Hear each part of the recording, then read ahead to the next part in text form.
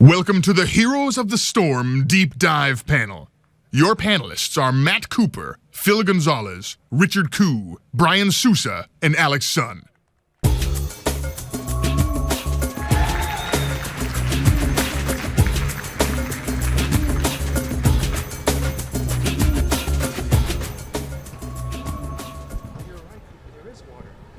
Hey everyone, welcome to the Heroes of the Storm Deep Dive panel. Thank you all for coming. We're really excited to show you some of the heroes and battlegrounds in our game. And here to show this stuff off, we have from the art side, Brian Sousa. Hello. Got a lot of fans. Phil Gonzalez. Hey guys.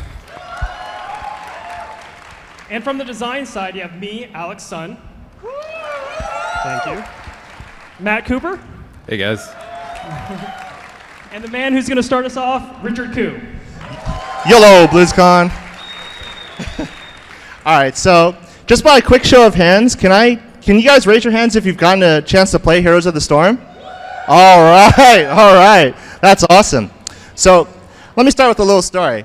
For the past 22 years, we as developers, like you players, have developed deep connection with our universes and all of the heroes. We've immersed ourselves with all the games, and we're really inspired by the work that we've done, not only as our own dev team, but by other dev teams. So we thought it would be cool to build a game that actually features all the heroes in Heroes of the Storm coming together in a big team brawler. You know, we're kind of like, a kid in an ice cream store getting like the perfect ice cream sundae. You got a scoop of chocolate, you got a scoop of vanilla, you got a scoop of, you put a banana on top, whipped cream, a cherry on top, and then you slap a hamburger on that. You know what I mean? Like, we really wanted to give ourselves a lot of freedom to build sort of the game that we want. This creative freedom is really liberating, and any cool idea that we can think of, we want to try and jam-pack it into this game. So that's why you're going to see heroes like Arthas the Lich King fighting off with like Draenor, the Renegade Commander, and fighting the Lord of Terror, him/herself, Diablo. So with this basic premise in mind, with the universes colliding, the first question we had to ask was, well, where is this fighting taking place? And to answer that question, I'm going to hand it over to Phil. I'm going to talk now. So bringing these three universes together, the one thing that it creates is a ton of possibilities, and we thought, well, what do we want in the Nexus? And the immediate thing that comes to mind is many, many, many heroes. Using signature abilities, iconic heroes, and most of all, since it's a brawler, they need to be able to look like they belong together. So we're taking a little bit of each artistic style. We use the big, bold shapes and colors from World of Warcraft. We use that kind of attention to detail and that functionality from Diablo 3, and we spin it all together with the grittiness from StarCraft 2. That's the visual style we're going for in Heroes. So taking that into account, we're like, awesome, they look like they belong together. Where are we going to put these heroes? We thought, we could put it in an established universe, something from World of Warcraft or maybe Sanctuary or even a place from StarCraft. But the more we thought about it, the more we wanted that creative freedom to just take it anywhere. Put the heroes and the players in a new place that they can experience for the first time and see iconic stuff and learn about a whole new game type. That was our goal. Brian's going to explain a little bit more about the steps we took. So yeah, you all know the heroes of Heroes of the Storm, but we wanted to give you something new. So we started thinking about where else could we go. We were all brought up with the works of Tolkien and George R.R. Martin and Robert Jordan, and of course playing Dungeons and Dragons. And so for us, fantasy is still a first love. But we already have a fantasy world. So how do we change this? Well, with King's Crest, we went in a more classical, neutral setting. This is the kind of thing you would see in a storybook like Cinderella or Sleeping Beauty. And with these concepts, we've decided to make it a more pretty world, more beautiful, more green, luscious. And see, these are these are some of those concepts as you'll see them in the games. But we just don't always rush to final artwork. We have to decide, will it work in this battleground? How will it feel to play around all of this medieval setting? And so we make these mock-ups. And this really helps us come up with new ideas and sell the ones we have. For instance, these doodads are not just aesthetic. These are actual gameplay objectives, such as the towers and the stone dragon. the Stone Dragon was one of our first concepts, and it actually made it into the final game. And this is it as it animates when your town is preparing for battle.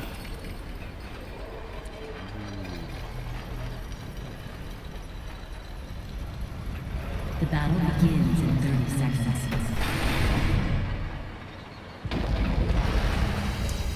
Next is a flyover of the gardens as you'll see it. We themed this Dragonshire, and we wanted a really clean, beautiful place to kill your enemies in. It's got, pristine hedges. It's got topiaries.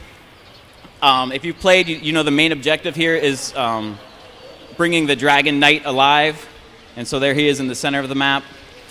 And so this is basically how our first take on King's Crest turned out to be. But not all of our artwork makes it into the game. And here's Phil to tell you about that. So initially in Heroes, we had goblins as the racial merchants and ogres as the brutes. They're going to be featured on every map, regardless of what universe the map took place in. The more we thought about it, and the more we tried to experiment with things like these ogres wearing King's Crest uniforms, the more we kind of wanted to do something new and something unique. We also took this approach with the minions. We didn't want to be bound to footmen from the World of Warcraft universe because it'd seem odd if you have an Alliance character like Valen chopping up footmen all the time. It just would kind of interfere with the experience out the gate. So we went and took this new approach. We're having new minions, new wizards. We even have characters that are themed to their tile sets, and you're going to see a lot of stuff that shows off these themes. This is what the aesthetics look like on the basic buildings. You can see that we have vines crawling all over the buildings, and that the dragon motif gets carried through on top of the towers and in front of the catapult. Matt's going to explain a little bit more about the base. Yeah, so in Heroes of the Storm, we've added fortifications. So here we have a really powerful Diablo. He's just going to mow down these minion waves. Uther is going to go out and challenge Diablo a little bit, but this is not looking good. So Uther can run back through his gate, and Diablo cannot chase him. Uther's able to use his healing fountain to heal for a bunch of health and mana and go out and challenge Diablo again. So being close to your fortification is a huge defender's advantage. Oops, I'm sorry. Back it up. All right, so here are the Siege Giants, and these are what replaced the Ogres. The Siege Giants essentially have the same aesthetic as the Ogres, but they're visually very, very different. They're big, lumbering brutes. They're about as smart as a house cat, and they get themed to their location just like everything else. You can see we have a concept here of all the knight heraldry that they wear. Matt's going to explain how the Siege Giants work. So Siege Giants are a standard mercenary we have across all battlegrounds. The Siege Giants are something that, when you capture them, they'll be in awe of your strength and they'll actually join your forces. They're pretty easy to capture. We see Myrddin clear them up pretty quickly, and now they're going to actually join Myrddin's forces. They have long-range attacks, so they're great at killing forts early on. So we have several different types of minions that you can capture aside from the Siege Giants. Another type are the Knights. The Knights are extremely powerful, and like all the other characters, they will be themed to their locations. The maps on the gardens wear white armor, and they have a rose motif. Matt's going to show you how the Knights work. Yeah, so the Knights are a lot more challenging to capture. So we see here 3 players attempting to capture the Knights, and they work similar to the Siege Giants. When you defeat them, they will join your forces. The Knights are strong melee bruisers, so they're great at going into the front lines of combat and soaking up a lot of damage. And finally, another unique minion is the boss monsters. And the boss monsters vary from map to map. Sometimes they're very, very closely tied into the map mechanics, and other times they're just super minions. On the gardens in King's Crest, we have the Dragon Knight, which Matt can explain more. Yeah, so this is a look of Dragonshire, one of the maps we have playable here at BlizzCon. If you control a top capture point and a bottom capture point on this battleground, you can come to the center and channel on this Dragon Knight. So we see here Stitches, Anubrak, and Arthas. Arthas is going to come in and channel on the Dragon Knight. And when you enter the Dragon Knight, you get a whole new set of really powerful abilities. These abilities force a team fight. The enemies have to deal with you. And we can see Stitches pretty excited. He's dancing a little bit there, but... So eventually, King's Crest grew to be a huge, immersive world, and there's way too much to put on one battleground. Did I get this? Thank you. You're welcome. So we decided to look at different areas of which we liked and expand upon them. The docks area really appealed to a lot of us for dirty pirates, you know, drunkards. Just the aesthetic just really excited us. So Blackheart's Bay was born. And then we went back to the drawing board. We concepted ships and cannons and statues to dock posts and crab barrels. Everything had to have a similar feel to make sure it fits with the docks. Everything here is an actual doodad or prop on the map. From small to large, it helps really give it the immersiveness that we look for. So let me explain a little bit more about how we launched into developing Blackheart's Bay. As Brian said, we had a lot of elements on one tile set, and the ship was a key factor into making a distinction for a new map. The ship created a lot of possibilities for us. The designers were questioning things like, what if you could take over the ship and it would bombard enemy towers and lanes? So we put the ship on the side of the map, and it turned out to be a really fun feature, but we thought, man, the side of the map doesn't really get people focused on the ship. We should put it in the center, but that created a new problem. How do we sail this ship into the center of the map? This is our solution. Listen well, you trespassing dogs. Scuff up your doubloons, and maybe I'll turn me cannons on your foes. So we have ghost pirates. Ghosts are awesome. Ghosts can travel anywhere, and because they're pirates, they never stop loving gold. All it takes is a deep, deep love for money, and your soul will stay in the mortal realm. Ghost pirates ended up being a very strong thematic drive on Blackheart's Bay, and we're going to look at some of these map mechanics a little closer to show you how they work.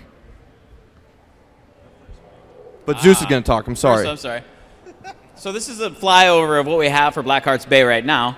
And as you can see, it still has the King's Crest feel at the core, but with the added docks and the wood, it really changes the aesthetic look of this battleground. And also having unique centerpieces such as the ghost ship itself really adds a deeper lore to the King's Crest world. The mythology. Mythology, thank you. Would you like to talk? So now we have this really cool fantasy of ghost pirates and Blackheart's Bay. So we wanted to design a mechanic that ties the fantasy together and gets players to interact with Blackheart himself. To that end, as we all know, pirates love treasure. I hear in certain other worlds that, pirates have been known to parlay for extra gold, if you get my drift, So anyway, we're going to have treasure spawn throughout the map, and players are going to collect it. Once they've collected enough treasure, they need to actually go and turn it into Blackheart himself. However, there's only one Blackheart on the map, so when players are actually going to turn in Blackheart, they have to be very careful, because if you're killed, you actually drop all your treasure, allowing the enemy players to scoop up all your treasure and claim it for their own. Here we see Illidan taking out one of the many pirate mercs that appear on Blackheart's Bay. These guys are very easy to kill, and they serve as a constant source of doubloons for the players. Another source are these chests. As you see here, they actually spawn in the middle of the lanes, and they're a little bit more contested. Illidan and Tassadar need to put in a little bit more effort to get all of the treasure out of this chest, but as you can see, it's a lot more than normal. So whenever these spawn, you need to go and get them.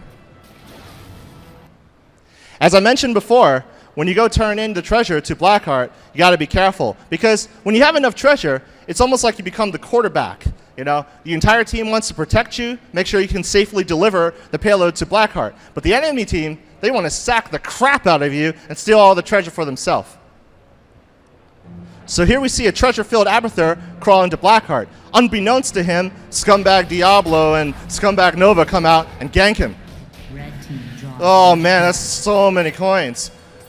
Now Diablo and Nova have all of the treasure, and this villainous duo can actually go and turn it in and claim Blackheart for himself. But good guy Tassadar and good guy Illidan come in and reclaim the treasure for themselves. A lot of this chaos and drama we think is really exciting. With the treasure changing hands a lot, players need to think on the fly, figure out who has the most treasure, who can they protect, how many treasures have each team turned in. And so here we see Tassadar actually turning in the treasure, and he's going to actually win Blackheart's favor for a short period of time. Blackheart's ship will bombard the enemy from the center of the map. As you can see, the cannons will fire. Boom, boom, boom. All right. So then across the map, you can see the cannonballs land and hit enemy forts from anywhere on the map, doing terrible, terrible damage. You know, during this time, like, the damage cannot be prevented. The enemy team just has to take it. And during this time, the players that have actually summoned Blackheart should regroup, should start thinking about how to gather more treasure, or think about turning in to Blackheart any coins that they have left over from the last time they turned in. And that's Blackheart's Bay. So here's a closer look at the theme on all the buildings and the base stuff in Blackheart's Bay. You can see the towers and walls are dock themed, and we have a hippocampus capping the towers and the other base armaments of the catapult. We also themed out the siege giants. Instead of throwing rocks, they shoot cannons. We love doing this stuff. It makes it way more immersive. Yeah, and the siege giants are the same mercenaries we talked about earlier. They work in the same way. So here we see Gazlo laying down some turrets and attacking these siege giants, and when he defeats them, they're going to join his forces. His buddy ETC can jump in with his global ability, finish off the siege giants, and they cower, and now they're going to join their forces and make a push. So that's a lot of fun to take something and always change it thematically for each map. Here are what the knights look like on this map. They have a really, really strong nautical theme. They might not even be people. There's tentacles coming out of their helmets. They're some kind of weird Octodad kind of guys.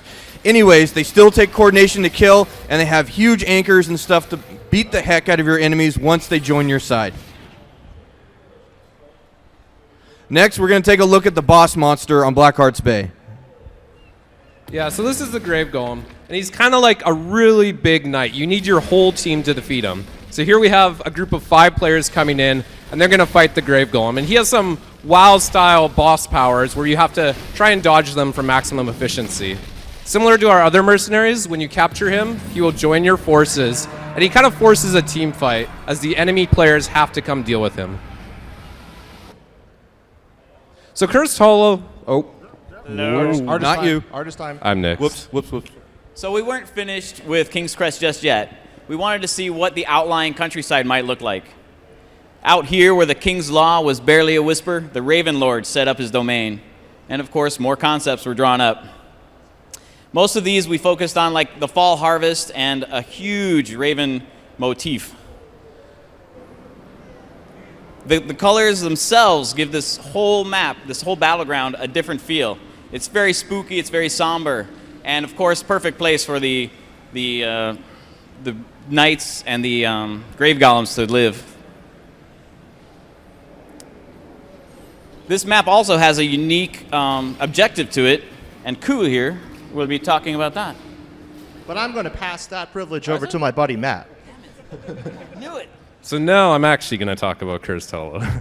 So with Cursed Hollow, we wanted to create a battleground that encouraged early team fights. We wanted to pull players out of lanes early on, but we didn't want to keep them out of lanes for too long. So we came up with this idea of tributes. And when a tribute spawns, it spawns in a random location on the battleground. And players have to come out and channel on this tribute to collect it.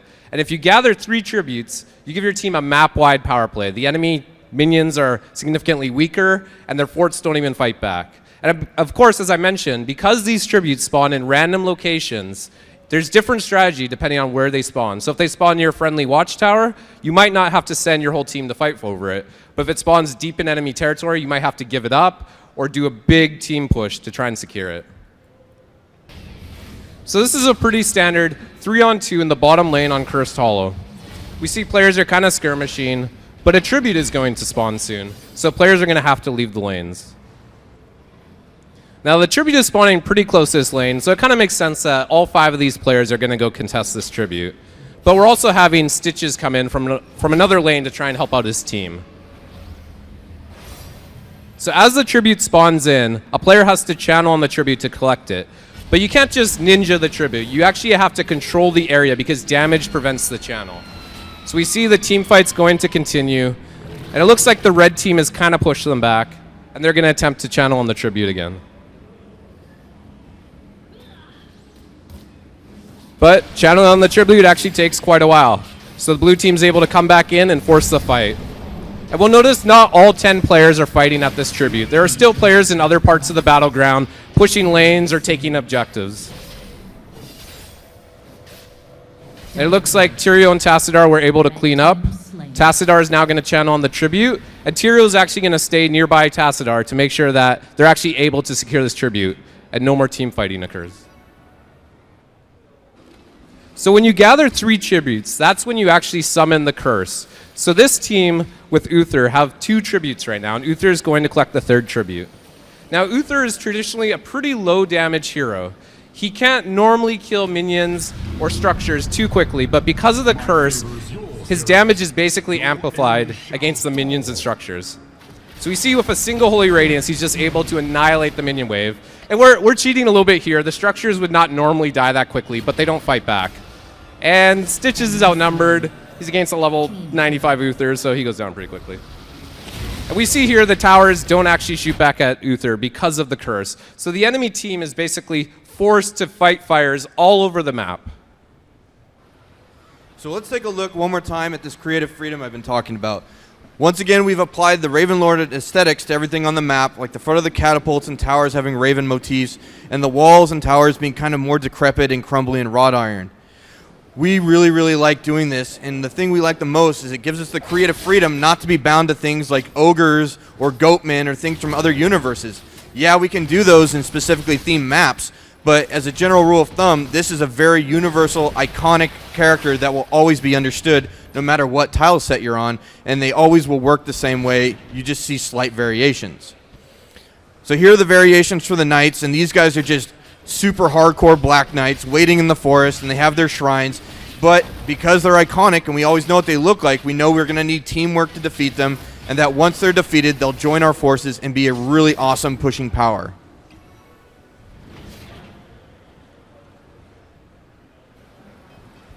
Okay, we have one more battleground out there right now. It's called the Haunted Mines.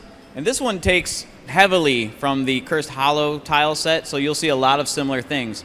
But we also themed it for the mines themselves, so we created mine tracks and the mines and just smaller details, and it really gives this battleground a different feel. But the main difference for this battleground is the mines themselves. All right, so the idea behind the Haunted Mines Battleground is that we wanted to create a competitive dungeon where players are actually racing against PvE mobs to construct this grave golem that you sort of see in this loading screen. You know, it's a race for the skulls, and players have to figure out how they're going to divide their team to collect skulls versus fighting the enemy team who's also trying to collect skulls too.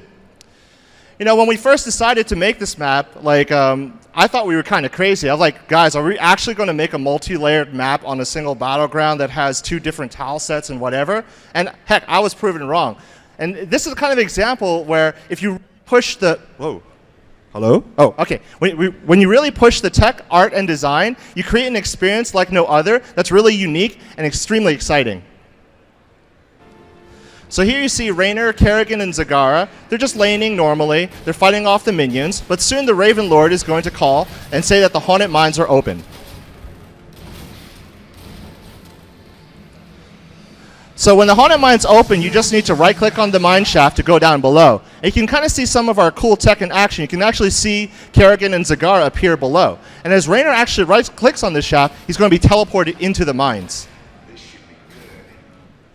Now, the mines are big, dark, and scary, and there's a lot of paths. And I was saying earlier, players have two main strategies: spread out or stick together. When you spread out, you can actually cover more ground. You can see you can kill these skeletons pretty fast and collect a lot of skulls. But the advantage of sticking together is that you're much stronger if an enemy team comes and fights you. Obviously, if the enemy team kills you, they're going to be able to claim all the skulls for themselves. There are certain heroes that are better at clearing out skulls, and there's certain heroes that are better at fighting heroes. At the end of every Haunted Mines, there's actually a grave golem, and he actually has a significant number of skulls. So oftentimes players are going to be seen fighting this guy at the same time. It takes some time to actually kill as well. Here you see Kerrigan actually fighting the grave golem herself. Now, Kerrigan's a really strong 1v1 hero, so she could actually probably take it out. But because she's by herself, and the enemy team sort of senses blood, Anubarak and Tyrande are actually going to come in and kill Kerrigan before she's able to get all the skulls. I think if Kerrigan could mulligan this, I think she would bring more allies. You know what I'm saying? So once all the skulls have been collected, a grave golem will actually spawn in the player's base. Now, the first time that you finish this event, they'll respawn there so that players can actually hearth back and start to figure out, like, are we going to push with the grave golem, or are we going to defend against the enemy? The Grave Golem is really powerful, and he'll actually ignore minions and heroes and just honey badger down and destroy the enemy forts. However, as I was saying, the number of skulls that you collect is really important because it directly affects how strong the Grave Golems are here. So while this Grave Golem did some damage, he's actually going to die. But if you have a lot of skulls, your Grave Golem gets big and mighty. As you can see here, you can see the artist went kind of crazy with this. He's got like rock armor, skull, blue things. I don't know. It's just know that he's awesome and he's more powerful than the other Grave Golem. And so here we have Kerrigan, Zagara, they're actually pushing with the Grave Golem, and that's really, really important because the next time when the Grave Golem respawns, he'll respawn from the last place that he died. It further incentivizes the players to push with their stronger Grave Golem, and it forces the enemy team to defend against the Grave Golem because, like I said, he's just going to keep honey badgering down these lanes, and he just doesn't care. He's just going to destroy that enemy palace. If he's left unchecked, he'll just end the game. Oh, yeah. Oh, wait. So you've seen how the artists and designers work together to create these games. I did. But I wanted. This is some design art for us. But I wanted to show you a quick video of exactly from start to finish how we would actually populate a battleground. This is just a concept, and it won't be anything you see in the game. I made this exclusively for BlizzCon.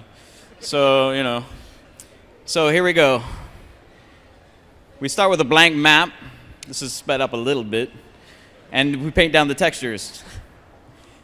As you can see, I laid out different areas of what I saw on the original ideas. After I have the textures down, I start placing all of the props and doodads. And with our editor, we have choice of hundreds or thousands of doodads that we have made. And we can place them anywhere we want. We can rotate them in any direction. We can scale them up or down. We can tint their colors if we want to make different looking trees. So the editor is very powerful. So once the larger areas are defined, I start going in with smaller details to give it a little more life. The smoke in the chimneys, the guys hanging around working, floor mats and flowers. All of this really brings this area alive. And as you can see here with the final look, this is what it would look like in a battleground. And it didn't take like 20 seconds. It was awesome.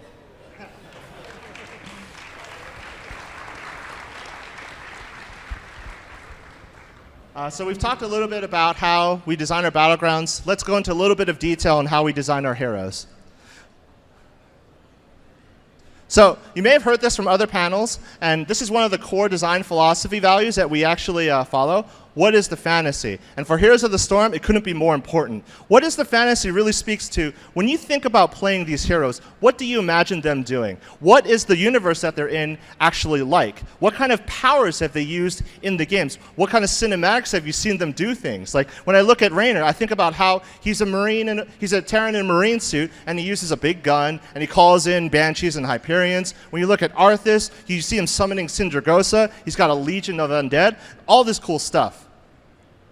An extension of that idea is what makes this character unique. Just like how all of our fantasies for the heroes are unique, we want their playstyles to be very different. So when you look at Kerrigan, I think about how her wings give her a really unique sort of silhouette. I also think about how vicious she was in the Heart of the Swarm cinematics and how she just tears people apart.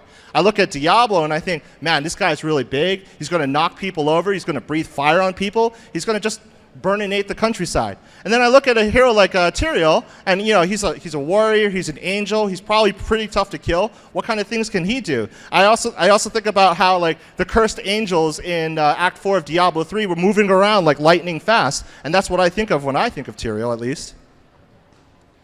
The next question we ask, who is this hero for? How difficult are these heroes? So on the left side we have Draenor, and he's intended to be a beginner hero. He's actually going to be our main hero for the tutorial. He's a very warm and inspiring kind of guy. I bet, I would like to have a drink with him, share a couple stories. He's a pretty chill dude. And then on the right side, we have this monstrosity Gene Weaver, Abathur. And, he's kind of like, his kit is meant for experts of these kind of genre. We always like to say that our game is easy to learn, difficult to master. But Abathur is actually extremely difficult to learn, extremely difficult to master. A lot of his abilities are strategic. His basic ability, Symbiote, is map wide, and he's got to spend his whole time scanning around the map and really supporting his allies. The final thing we think of is what's the hero's role on the battlefield. So on the left you see Vala, and her playstyle is designed after the Demon Hunter in Diablo 3. She's going to vault in and out of combat aggressively and do a lot of damage to her enemies with her bow attacks. And then on the right, we have a hero like Tyrael. Tyrael is a warrior, and he's really hard to kill. He soaks in a lot of damage, and he slowly wears down his enemies. In addition, as part of his fantasy kit, he's a protectorate. He will actually use abilities that will defend his allies. So I'm going to talk a little bit more about the fantasy behind our heroes and kick off some of these closer looks. We're going to start with Stitches, and Stitches is one of the oldest heroes we have in Heroes. We started off with him a long time ago because there's so many cool little factors. He's got asymmetry all over the place. His limbs aren't even the same length on either side. Lots of animation possibilities, lots of effect possibilities. And here's a look at the iterations we did getting him into the game. So the Undead Abomination originally showed up in Warcraft 3, and it had a ton of personality. It was very iconic, and it naturally made the transition into WoW, which is where Stitches comes from. He stalks Darkshire. He was a really cool quest objective, and we thought he's a perfect candidate to get put into Heroes. This is the first version of the model that we saw 2 years ago, and as we've continued development, we have upgraded almost all the art that you saw back then. This is what he looks like now. We've put a lot of energy and effort into making much better animations, much better effects, and overall improving every hero you're going to see.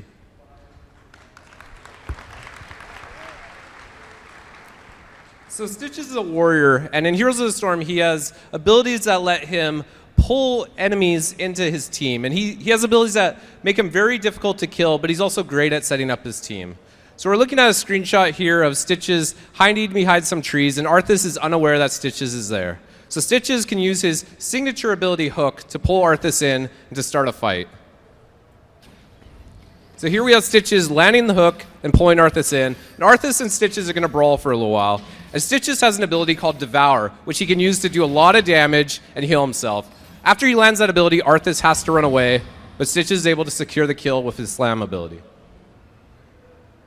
In Heroes of the Storm, we let players choose which heroic ability they're going to bring into combat, but also how to augment their basic abilities. One of Stitches' heroic abilities is Putrid Bile, and this basically spreads goop all around the battleground as Stitches moves around, does a lot of damage, and slows heroes. So we're going to take a look at what that looks like in action. We have a little 2-on-2 skirmish with Gazlo and Vala against a Stitches and a Falstad. Stitches lands his hook, pulling them in, and normally these heroes could run away from Stitches, but as soon as he starts using his Putrid Bile and moves around, they have to stay and fight, and the Stitches and the Falstad are easily able to clear up this fight. As I mentioned previously, you can augment your basic abilities as well. So, Stitches' core ability is Hook, which lets him pull enemy targets from a long distance across the battleground into his team. And he can augment that ability to what we're calling a fishing hook, which significantly increases the range of that hook.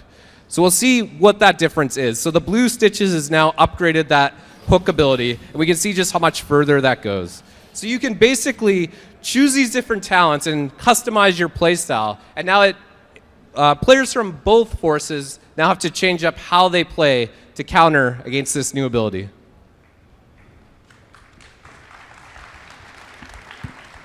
So next we're going to talk about Draenor, who is an iconic hero, and he's on the front of a box. He sweats a lot. He wears lip gloss. He's a leader of a Terran faction, the Raiders. He inspires his troop, and he has a whole arsenal behind him. These are some of the things that we brought to the table and knew we had to fulfill the fantasy on when we made him a hero in this game. I didn't know he had lip gloss. Anyway. Look at the box. So, as I mentioned before, Draenor is just a Terran in a Marine suit, and he has to fight against the Zerg and the Protoss all day. So we adapted his playstyle to what he actually would perform in the universe. So we wanted to give him a very safe playstyle, not only for playing up to that fantasy, but also for beginners who are going to likely play Draenor for their very first hero. So let's watch Draenor in action. All right, so here we have Draenor actually pushing down into the lane, and he's going to use his signature ability, Penetrating Round, to knock back the enemies and deal a lot of damage. As you see, as Draenor is shooting at the enemy, he's actually utilizing his trait Lead from the Front. And what that does is, whenever an enemy that's recently damaged by Draenor dies, his abilities will recharge a little bit faster. This gives skilled players the ability to distribute this trait so that they can use their abilities more often. So for even a simple hero like Draenor, there's still a lot of hidden strategy and gameplay for pros. Here we have Arthas and Illidan trying to gank Draenor, and he uses his Penetrate around once and twice to keep himself safe. As Matt touched upon, one of the cool things in Heroes of the Storm is the ability to choose your heroic ability. Now, similar to the idea of designing heroes, we want to make sure that the heroic abilities not only fit some sort of fantasy, but are also very unique and have a very, very, very focused sort of reason for their playstyle. So here we have Draenor going into a lane, and he's actually going to call in a favor from his buddy Matt Horner to call in his flagship battlecruiser, the Hyperion. The Hyperion actually will deal lots of AoE damage, and you can see here it's going to take out this fortification in no time flat. However, as you can see from that shadow there, it's not ideal for fighting enemy players because they could just, step out of the shadow. On the flip side, Draenor can summon in a pair of Banshees, and this gives Draenor the ability to duel with enemy heroes all of a sudden. He becomes a very powerful duelist, so these Banshees will come in and start pew-pewing the enemy. So here we have Draenor just minding his own business. Arthur comes in and tries to kill him. But Draenor is able to call in these Banshees and knock him back with Penetrate around. Now the tables have turned on Arthas. Now, as you can see here, the Banshees are actually flying units, so they can see into the shrubs that Arthas is trying to run away into, allowing Draenor and his Banshees to secure the kill. So let's take one more look at another hero. Here we have Tyrael, who's an angel, which is kind of like a ghost, and we have an affinity for those. Tyrael visually has a lot of things going for him that make him really, really easy to execute. He's wearing awesome armor, he has these cool angelic wings, but more than that, he's the angel of justice, and he cares about the plight of man, and thematically, he's a very strong leader and ally. We'll explain a little bit more about that. Yeah, so Tyrael can be played in kind of two different ways. He can be the ultimate initiator for your team, or he can kind of use his abilities to protect his allies. So here we have Arthas engaging Nova, and if you haven't figured out by now, Arthas is kind of the bad guy in our videos. So normally this is not a fight that Nova wants to be in. She doesn't want to melee with Arthas, but Tyrael can use his Blessing of Sacrifice, and now all the damage dealt to Nova is being redirected to Tyrael. Now as Arthas tries to run away, Tyrael can use his Might of Eldrune to teleport to the location and secure the kill. In Heroes of the Storm, as we mentioned previously, you can customize your basic abilities. And something we really loved from Diablo 3 was the Fire Chains affix. So we wanted to let players use this. And when you customize your Hand of Sacrifice, it still remains the same great defensive ability. It still protects your allies. But we already had a cool art link between the ally that you were connected with. So we thought it would be cool if we could do something like Fire Chains. So we see here, he links with Uther, and now they can just run between all the minions and just melt them. And this creates a lot of good positional gameplay for both Tyrael and Uther, but also the enemies as they try to avoid this Fire Chains damage. One of Tyrael's heroic abilities is Judgment, and this lets him be the ultimate initiator. He can charge in on an enemy, knocking them away and doing a lot of damage. So we're going to look at like that in action. Again, Arthas, bad guy. And he's gonna fight Nova, but he's a little bit smarter this time. He brought an allied Illidan with him. So this is a really bad situation for Nova to be in. She does not want to fight these two heroes. Tyrael can use Judgment to quickly rush in on Illidan, knocking both enemies away, and he kind of puts Illidan into a bad position. Illidan quickly goes down. He can use his Might of Eldrune to teleport on top of Arthas and continue the chase. And it looks like Arthas is probably going to go down there. He did die. So we talked about some of our heroes individually, but when they come together, that's when they really shine. After all, this is a 5v5 team game, and one of the most fun ways to play is to grab a friend, come up with some strategies, try them out, and hopefully succeed. For example, in the shot, we have Tassadar walling off Illidan's escape, making it pretty easy for Stitches to land his hook and yank Illidan away from the security of his defenses. Now you can imagine if you and your friends wanted to try out a strategy like this, you go to select your hero and someone steals Stitches or Tassadar, that'd be really frustrating. So one of the things that we want to do is create this mode and where you and your party can reserve your heroes before you go into the game. That way you're guaranteed to play the way that you want to. Glad you like that. Yeah, we're just trying to streamline a lot of things and get you into the game as fast as we can. So we think playing in a team is so important that we're actually going to reward you when you do it. And to do that, we're going to add a leveling system outside the game. And when you party up, you'll earn more experience and level up faster. And some of the rewards you'll get are the talents that Matt and Rich were talking about earlier. And these talents, they're not about power. You're not going to just automatically want to use the latest talent you unlocked. These talents are more about options that fit your play style or fit that situation you just find yourself in. And you're going to be able to unlock some other cool stuff like new modes or access to some of our more advanced heroes like Abathur and other cool aesthetic stuff like skins and mounts. Yeah, so the mounts are this cool cosmetic thing we added to heroes, but it also has a lot of gameplay. Players can ride their mounts into combat, and they can move around the map faster. And as the game progresses and you level up, your mount actually gets a little bit faster. So players can use a mount to kind of customize their look of their hero beyond just a skin.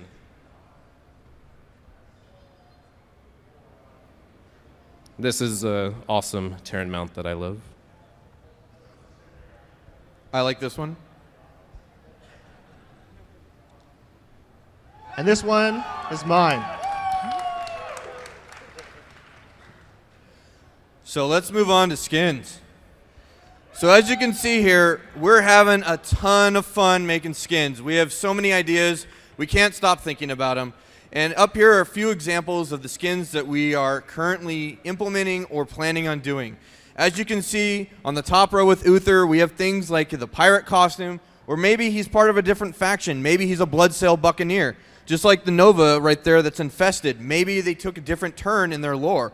Or we can send them to different universes, like the Uther that's in medic armor in the middle, or the Nova Amazon in the bottom page. There's a ton of possibilities. There's a ton of creative freedom. And like I said, that's what we really, really love about working on Heroes. So to kind of round it all up, we're going to show you a reel of a bunch of stuff that's coming down the pipe. It's all in alphabetical order. Here it goes.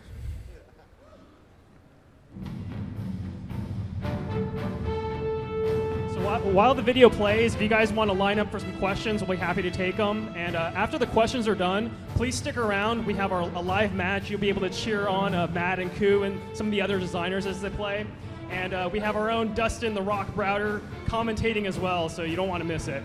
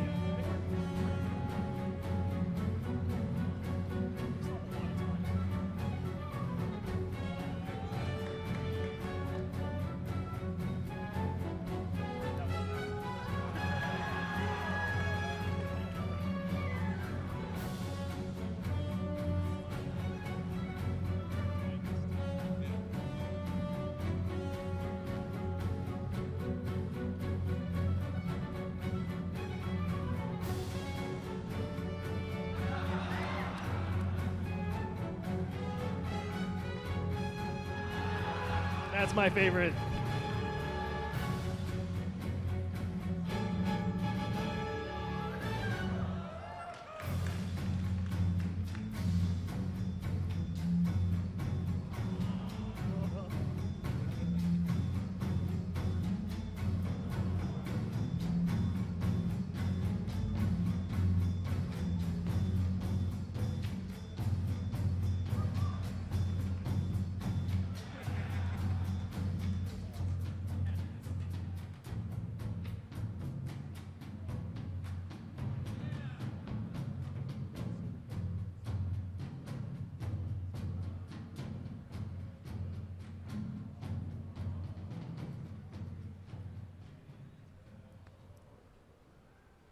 Let's do this.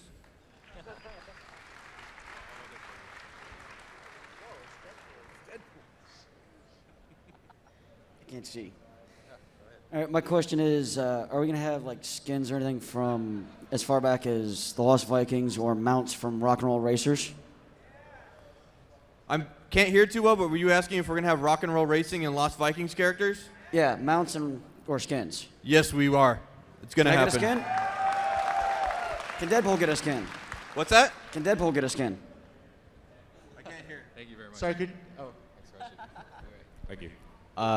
You happened to mention goblin merchants as an idea, but you didn't elaborate on that. And I wanted to know what ideas you have for items and perhaps a gold system. Well, the Goblin Merchant used to be something that we had on every map when items were still around. But as the design guys are going to explain, the item system isn't necessarily there, so we don't need the Goblin Merchant anymore. But he can talk to the item side of it. So we actually have swapped out the item system for the talent system that you see in game. You know, at the end of the day, you have to figure out like what's right for the game, and we swapped out the idea of farming gold and going back to base and getting your item didn't really match up with like sort of the fast-paced games that we were trying to go for and making a lot of battlefield decisions, and so that's why we have our talents, and that's why you can choose them out in the field, and we think that there's a lot of customization options within the talents themselves.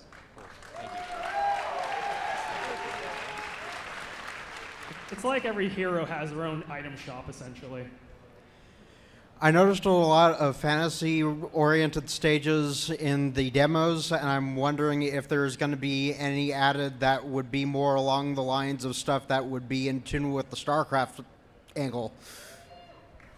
So right now, the first thing we wanted to do was to bring you something new, but of course we're always expanding, and Warcraft, Diablo, and StarCraft are all on the menu for new battlegrounds. Thank you. Hi, I'm an avid MOBA player, and most of the bigger MOBA games out there have incorporated in a mid-wars type map variant. And I was wondering if we can expect to see any kind of map variant for mid-wars with Heroes of the Storm. All right, so the focus right now is just trying to make the core experience really fun first. But as you know, like the Heroes of the Storm was created with the engine that we made StarCraft 2, and one of the things that's really awesome about it is that we can create these kind of modes and test them out in no time flat. I think that we created like an AB style capture point system just for experimentation. I think like one of our lead tech designers, Meng Song, he created that mode in like 2 days, and we were able to iterate and just play test it within. So when we think about all the modes that you've seen back in Warcraft 3, like we can create all those, and if they're really fun and the community wants it, we can certainly ship them. Hi, at the last panel for this game, they mentioned that one of your guys' design goals was to get games down to 20 minutes. And when I first heard it, that sounded like a rather lofty goal, but you guys have played a lot more of this game than the 2 games that I've gotten to play on the show floor so far. What kind of design choices have you guys made to make sure that the game only manages 20 minutes, and how committed are you guys to that goal? Sorry. We are very committed to that goal. We think that having 15 to 20-minute games is a sweet spot for us, because then you get into that zone where you can play more games during lunch, and then you get into like when you're playing like Hearthstone, those games are really fast, and you get into like, oh man, if I could just play one more game. So we are really committed to that. As far as like really pushing the pace, you know, we have a lot of balance tools on our side. We can make the map mechanics that you want to secure a little bit stronger, so like a lot of the power in pushing the lanes comes from the map mechanics themselves. So you saw the Grave Golem on Haunted Mines, and he just like destroys the lane. We can always just make him a little bit stronger. Or like when you think about the dragon that you can turn into in Dragonshire, like he's really, really powerful. Why don't we just give him like twice as much HP? So it really sort of pushes the issue with the team, with the time. The timer that you see at BlizzCon is just for BlizzCon. We want the games to end organically, so we're not going to be using that to force the games to end at 25 minutes, though. And something where players level up a lot faster in Heroes of the Storm. You don't have to spend as much time in lane, and because there's team XP, you can actually have players moving around the battleground while they keep a couple players in the lane. So it kind of just speeds up the pace of the whole game.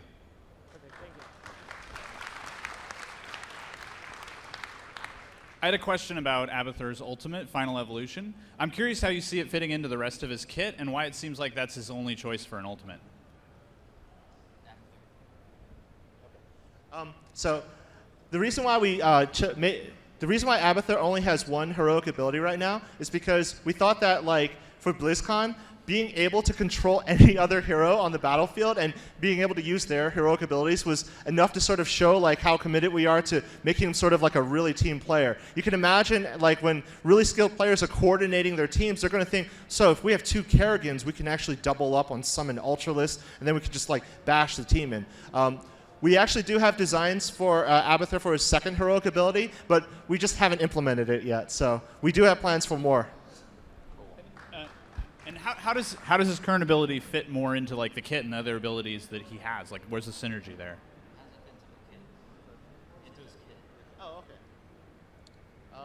Yeah, so the way that Abathur's ultimate evolution fits into his kit is like, so normally he's just infesting people, and he's like sort of supporting them using like his little shield, and he's stabbing people, but the ultimate evolution allows him to create a clone of it, and the power level is just so much higher than all of his other abilities, so that's just how it fits in. I don't know if you noticed that when you actually use ultimate evolution, Abathur disappears from the map. So when he actually turns into that clone, and the clone dies, Abathur does not die. He actually just reappears from where he was before. He's actually pretty much invulnerable when he uses that ability. So it kind of gives him the ability to sort of like be the hero himself. Thank you. Cool. Hey. All right. First of all, thank you for making like an awesome game. I've had a lot of fun playing it. Second of all, you've incorporated a lot of the awesome heroes that all the universes have, like Arthas, so on and so forth. Also the Barbarian from Diablo 3, which isn't like a hero per se, but something that players play. How about units like the Hydralisk or all of the other units that are in the Warcraft and StarCraft universe, which does not have like a big hero per se, but is a very loved unit? We do have plans for stuff like that. We have characters that are just characters that are appealing to us, like the Warcraft 3 Necromancer, and it's like, well, we could call it Kel'Thuzad, and there's tons of stuff we're exploring like that. Obviously, Kel'Thuzad is also a Lich, but we definitely key in on those things, and we've talked about Dryads and all sorts of other stuff, and we'll put them where they feel appropriate as long as the design guys have a role for them. We work very tightly on that stuff. Yeah, and Siege Tank's one of our favorite characters from the StarCraft universe. So we actually, in our internal builds, we have a Siege Tank hero.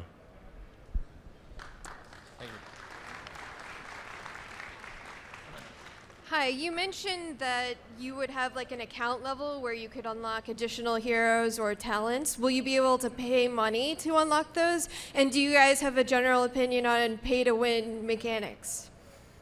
So we have the out-of-game progression system, and there's actually 2 components of it. One of it is that player level, and yes, you will be able to unlock some talents and some the ability to purchase some heroes. We also have the gold system, so when you play, you'll earn gold as well, and you'll be able to spend that gold to purchase heroes, talents. You won't be able to buy like power with real money necessarily. It's not like if you give us $20 and obviously you're going to win every single game. You get the you get the options through playing the game and progressing in your player level. And some of the skins, the aesthetics, those will be, you purchase them with real money, and some of those you have to unlock through the progression system as well. Hi. So I had a lot of fun seeing Diablo play with his Flame Blast ability.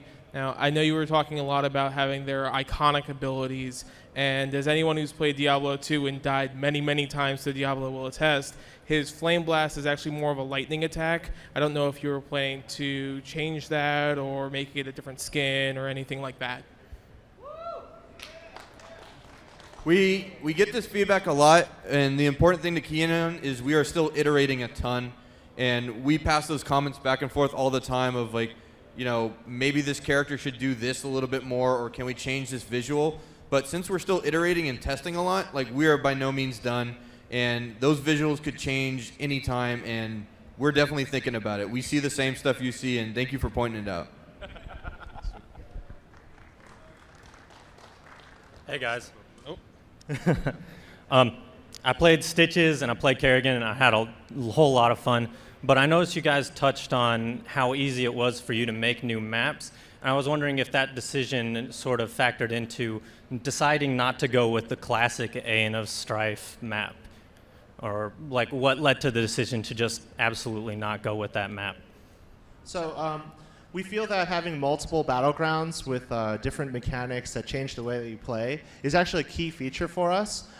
Pushing like just all right into the middle and ignoring the map mechanics is certainly a viable strategy. But like when you think about like playing this game and comparing it to others, we've changed so much. So I think players are going to have to get used to the battlegrounds themselves. Yeah, internally we've played a lot of different maps, and the ones with the map objectives really are the ones that we had the most fun playing. If you happen not to like that type of map, we do have a great engine that that you can create your own maps. So if you don't want a map with map objectives, use the editor. You'll not be able to do the ship necessarily. We do want to allow you to do it at some point, but you can create a map without any map objectives and just have something you're more used to. Hey guys, thank you first of all for the panel. I really appreciate it, and I think I may speak for a lot of people when I say that I appreciate that you're sort of cutting out the middleman between gold and items, and essentially instead of farming, going to the shop, buying the item to either make yourself tankier or a damage dealer or whatever, that just lives in a talent. I think that's really cool. I think it's a really great direction for the game, so I just wanted to say that. Yeah. Thank you. Thanks. I actually have two questions. The first one is about your content strategy for once the game comes out. So, if you look at a game like League of Legends or most of the other MOBAs, it's hero-driven. And since you have such a pantheon of characters, obviously you want to pick the best ones, and you don't kind of want to be scraping the bottom of the barrel 3 years from now. So I guess my question is this going to be more map-focused or hero-driven? Like, what kind of content can we see coming out a year or 2 years after the game is shipped? So what we have on the floor today, we have 4 battlegrounds, and those are just the ones we're working with. We're waiting actually for feedback from everybody to see which battlegrounds work. Is 4 too many? What kind of things can we do to improve that experience? So similar to say like StarCraft 2, and we were rotating maps in and out of that pool constantly, we'll be doing the same thing. We have a really powerful tool. We can make maps on the fly. We can create new ones. We can see Blackheart's Bay in a different variation. We can see Dragonshire where there's maybe 2 dragons. All that stuff is available to us. To answer your previous question about the content strategy, it's a little bit too early to tell, but if you look at how Blizzard has supported games in the past, like WoW, there's a lot of content. It's regularly released, and we do have plans to create more heroes and battlegrounds, skins, mounts, talents, all that good stuff. Can I do my second question? Then the second question, it's admittedly a bit nerdier. Sure, go for it. So one of the big hallmarks of sort of competitive play is being able to discern what your enemies have up their sleeve. So if you look at their list of items, you can say, whoa, that guy's building tanky, that guy has more damage, etc. So with the talent system, in the example you gave about Stitches and his longer range hook talent versus a shorter range hook, will I, as the enemy, be able to tell what he has up his sleeve before he uses it so that I can know how to react on the battlefield? Of course. So this is only an alpha version of the game. We actually don't have all the UI elements in. It all sort of came in really hot at the last moment. But we actually have plans for a new feature called the strategic map, which actually takes the mini map and kind of zooms it out a little bit more. And so you can get a lot more information. And there we can add a lot of information for each of the enemy heroes, what kind of talents they've chosen, et cetera, et cetera. Okay, thank you. We're actually out of time for questions, guys. We're going to be doing a show match on stage shortly, so stick around. Thanks, guys. Thank you, everybody. Thank you. Thank you for attending the Heroes of the Storm Deep Dive panel. Up next, Heroes of the Storm live matches.